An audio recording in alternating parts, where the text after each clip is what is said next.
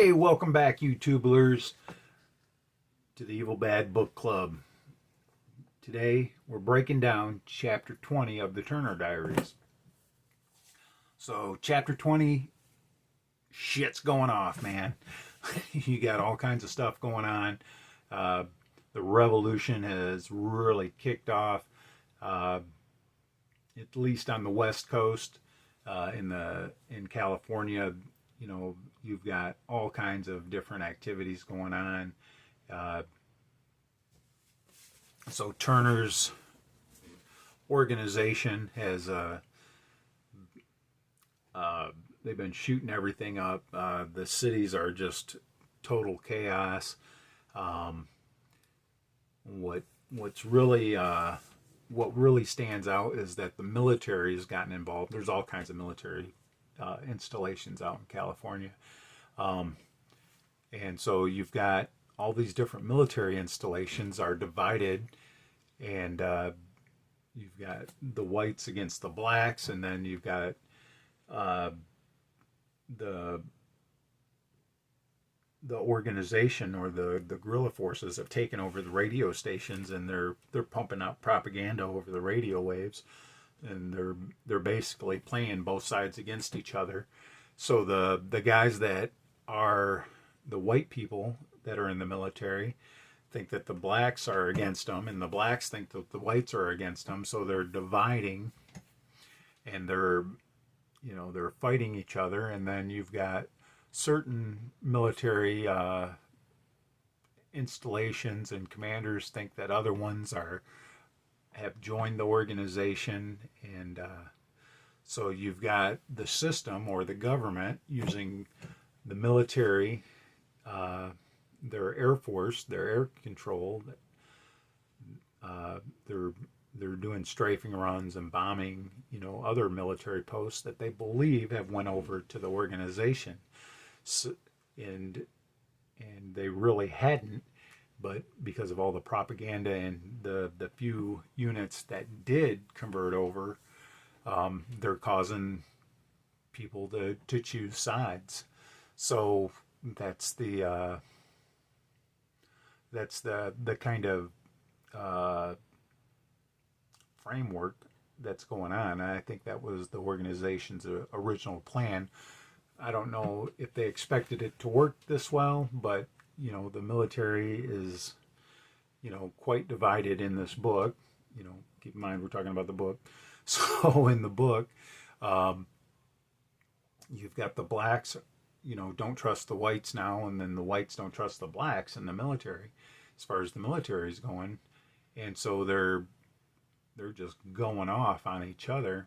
And at the beginning, the whites were trying to disarm the blacks under the guise that there had been a mutiny amongst black soldiers, and basically they created a mutiny amongst the black soldiers after all this stuff started.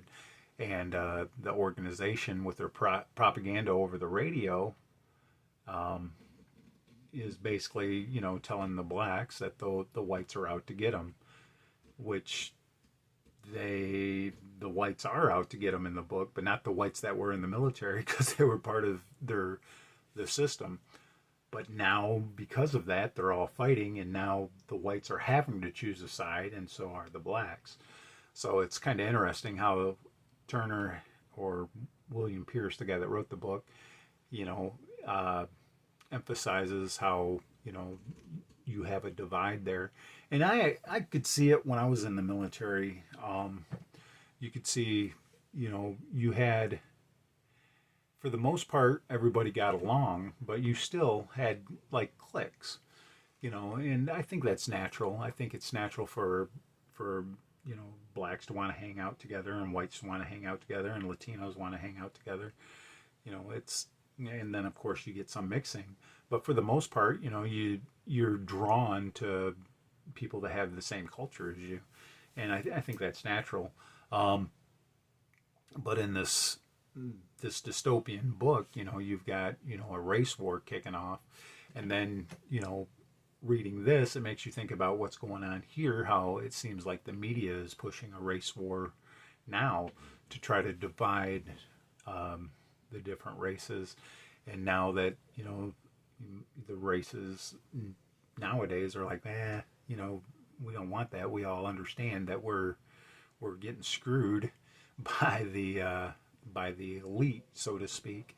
So now they're working on the people that have gotten the special sauce versus the people that haven't got the special sauce. So it's just another form of divide and conquer. But it's interesting how this organization, or this guerrilla terrorist group that the main character Turner is a part of, is, at first you think, you know, from the way it sounds, that it's going to be, you know, like this conservative, you know, utopia and, you know, white race thing, and, you know, separate the races and that. But as you read it, it's almost like a white communist takeover. You know, I don't know if that's, you know, what Pierce had in mind when he wrote the book, but that's definitely what it looks like to me. And you know, thank God we've never got into a race war or something like that, because it would definitely get turned against, you know, the people, us little people, you know, no matter what color you are. And I think that is the problem with the revolution. You know, whether we were to have a revolution now in our own time, you know, in this current situation where we're in, you know, it creates a vacuum. So let's say, you know, we have a revolution, we kick out all the leaders that we have. What's going to replace them? Is it going to be better or worse? And that's the problem. You know, thank God when there was the revolution in 1776, you know, it was better than the king, or definitely seems to be better than, you know, King George. But, you know, now if it were to happen, who would fill that vacuum? What military leaders would fill that vacuum? Because essentially, that's probably what you're looking at. The military would come in and pretty decisively have to calm things down. And then you would have martial law, and martial law would suck for all of us, you know, everyone involved. And then you would have to hope that, you know, we would have, you know, a constitutional form of government take over. You know, you would hope that the leaders in the military would be that type. But unfortunately, I think that our military has been purged of most of those type of people. So, you know, you would be looking at probably a more socialist / communist friendly military if it were to happen now, in my opinion, which is spooky. But anyway, tell me what you think. That's chapter 20. Come back Monday. I'll read chapter 21, and then we'll do the breakdown Monday night. I'll check you YouTubers out later. Have a great weekend.